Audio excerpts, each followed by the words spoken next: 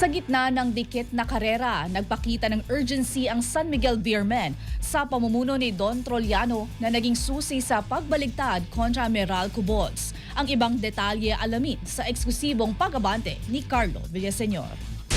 Sports Now. Sports Now. Exclusive.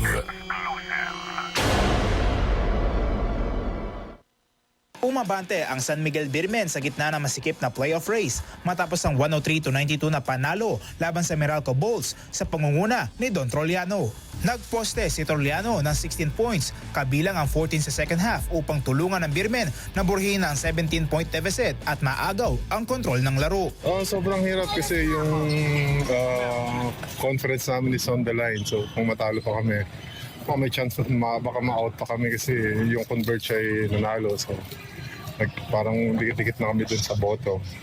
Kaya with mindset lang namin talaga is to win. Nakabawi ang San Miguel sa likod ni Junmar Pajardo, Benny Boatwright at CJ Perez matapos ang malakas na simula ng Meralco. Para kay Trollano, malinaw ang naging sandigan ng koponan, urgency sa bawat laro. Kasi kung hindi, yun nga, baka malaglag pa. Sa 5-5 na kartada, nananatiling dikit ang laban sa gitna ng standings kung saan maliit ang pagitan ng mga koponan. Kahit may pahinga bago ang susunod na laro, hindi magbabago ang approach ng Beermen. Wala, lahat ng game na ngayon, parang ititreat na namin na sa playoffs. Kasi importante na lahat ng games. Babalik sa aksyon ng San Miguel sa May 6 laban sa Terra Firma Jeep, isang laban na may malaking epekto sa kanilang tsansa sa playoffs. Ako si Carlo Villaseñor, Abante!